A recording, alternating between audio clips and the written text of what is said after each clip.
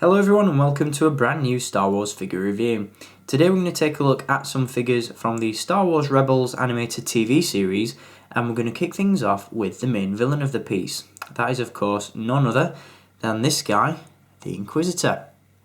Now before I begin this review on the Inquisitor, I do want to quickly mention that throughout this review I'm not going to go into too much detail regarding the whole 5 points of articulation controversy that seems to be rattling a lot of collectors' cages as of late.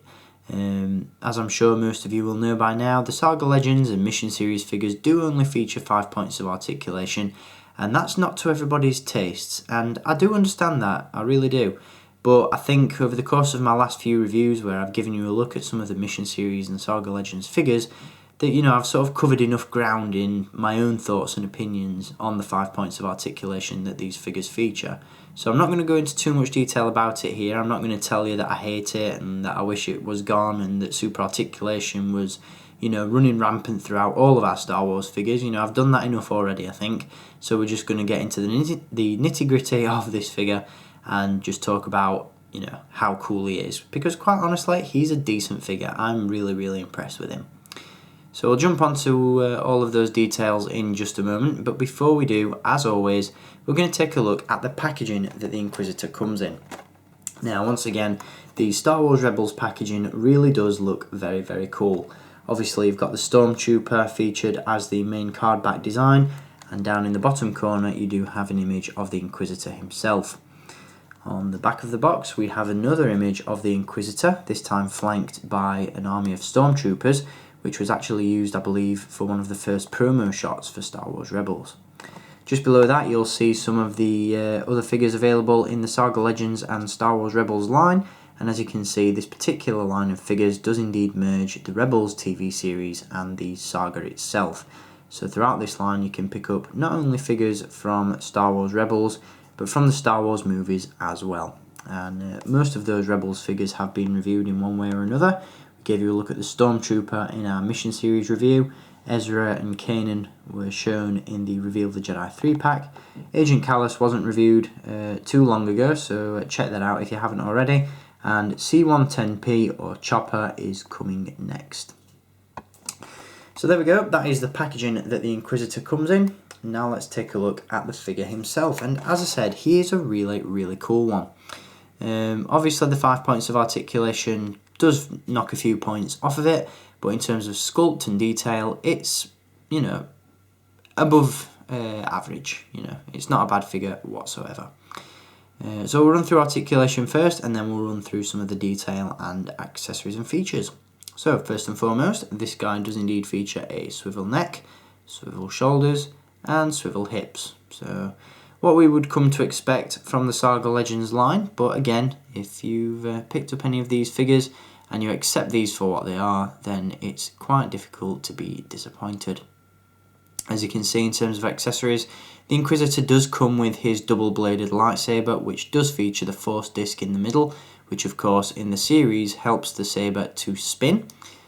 It gives the Inquisitor a very unique combat style. Neither of the blades are removable from the hilt, which is a shame. It would have been nice if those blades could be removed and we had the sort of attachment on the back of the Inquisitor to store the hilt as is seen in the show. In terms of paint applications and overall detail, this is a solid figure. I'm really impressed with the head sculpt. I think it perfectly captures the look of the Inquisitor himself. I think the skin tone's a little bit too bright, he's very, very, very white, but in some ways that's probably a good thing because it helps to break up the colour between the head sculpt and the outfit that the Inquisitor is wearing. As you can see, on the head he does feature those facial tattoos. You've got the menacing yellow eyes and his Beats by Dre on the side. For those of you that don't know, the Inquisitor is indeed a Utapawan, meaning he is the same species as Tion Medon and the Utapawans who Obi-Wan Kenobi goes to visit in Star Wars Episode 3, Revenge of the Sith. So that alien likeness is definitely visible in the Inquisitor's head sculpt, and it does look very, very cool. The rest of the figure is nicely sculpted as well. As you can see, you've got those very unique chest and shoulder plates which look awesome, and on either one of those shoulder plates you have the Imperial cog emblem, which again looks fantastic. So we've got that very high collar, and the rest of the outfit that the Inquisitor's wearing looks very nice as well, very formal. And it's got an Imperial officer look about him, especially in the pants.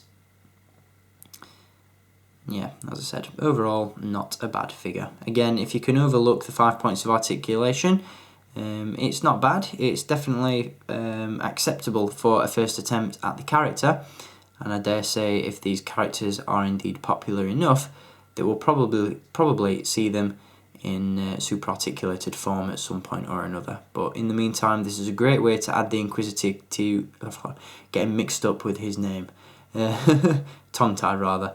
This is a great way to add the Inquisitor to your collection. There we go, we got it out. So yeah, definitely pick this guy up if you can. So far he's proved a little bit tricky to track down for me personally. I did have to get this one from eBay, but since then I've seen him on shelves in Toys R Us and the Disney Store, so if you want him, he's, you know, readily available, but I do believe he's only packed, you know, maybe 1 or 2 per case, so you will have to hunt pretty hard if you want to track this guy down at brick and mortar stores.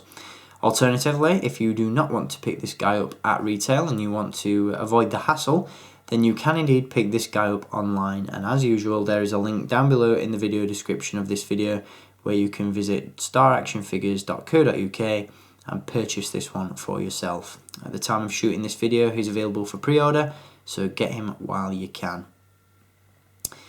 So that's going to do it for the Inquisitor from Star Wars Rebels. I hope you've enjoyed having a look at this figure, and I'll be back to give you a look at Chopper next, so stay tuned for that. And until next time, as always guys, thank you for watching, keep collecting, and may the Force be with you.